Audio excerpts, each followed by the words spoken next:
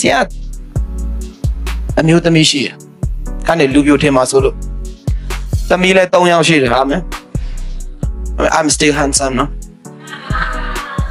အာမင်ဆရာအမျိုးသမီးကဆရာတို့အိမ်ထောင်ကြတော့ကိုဝင်ရတဲ့အချိန်မှာကျွန်တော်တို့အိုဂျီတွေပဲတော့အပ်တာပေါ့နော်အိုဂျီတွေတော့အဲ့တော့ကိုဝင်ကို ultrasound ရိုက်တဲ့အချိန်မှာဆရာဝန်ကဘာစကားပြောလဲဆိုရင်ကလေးက1 လက်မရှိတယ်ရေအိတ်က8 လက်မရှိတယ်ပြောချင်တဲ့တဘောကမျောလင်းစရာမရှိအဲ့ဒီအဖြေရတဲ့အချိန်မှာဆရာအမျိုးသမီးရောအရင်တော့အေးတာမှနေတာတောင်ပေါ်ကနေတောင်အထိစကားတစ်လုံးမှမပြောဘူးလေမြန်နေမျက်ရည်တွေနဲ့ရင်ထဲမှာကြာ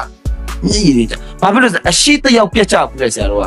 သူ့ရဲ့မျိုးဆက်တွေမှာလည်းအဲ့ဒါရှိတယ်ကလေးတွေဆုံးတာရှိတယ်အဲ့ generation ရှိတယ်ဒီမြန်နေစကားတစ်လုံးမှမပြော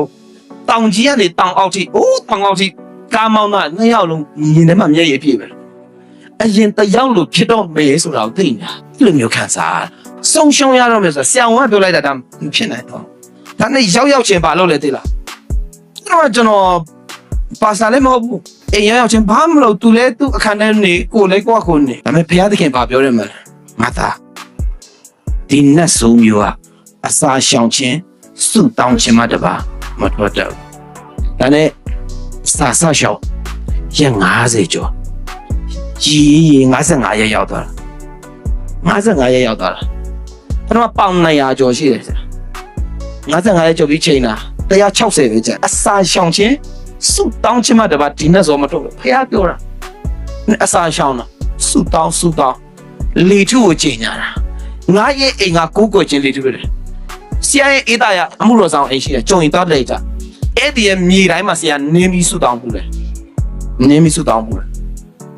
အတကုံငိုပြီးစုတောင်းတယ်ကိုးကွယ်တယ်ကိုတော့ဒီကလေးက1 လက်မှရေအိတ်က8 လက်မှ yeah ဒါနဲ့55ရက်လည်းပြီးရောဘုရားသခင်အပြည့်ပေးတယ်နောက်တစ်ခါမဖြစ်စေရအောင်ငါသားနောက်တစ်ခါမဖြစ်စေရအောင်ကျွန်တော်အဖြေရကျွန်တော်မိမအဖြေမရသေးဘူးကျွန်တော်2 ယောက်လုံးစိတ်ကန်းပြန်သွားတယ်ရက်ချင်းမှာသူဂျူဒိတ်မှာပြန်ချင်းတော့စုကိုအထဲလိုက်မဝင်အာမင်ဟာလေလုယာကိုအထဲလိုက်မဝင်ကိုကအဖြေရပြီဘုရားသခင်နောက်တစ်ခါလုံးဝထပ်မဖြစ်ဘူးငါအဖြေရပြီအဖြေမရတဲ့နင်းဆရာမငါအဖြေရပြီအဖြေမရနင်းဆရာမတိတ်ချအောင်နင်းသွားပြငါကားပေါ်ပဲစော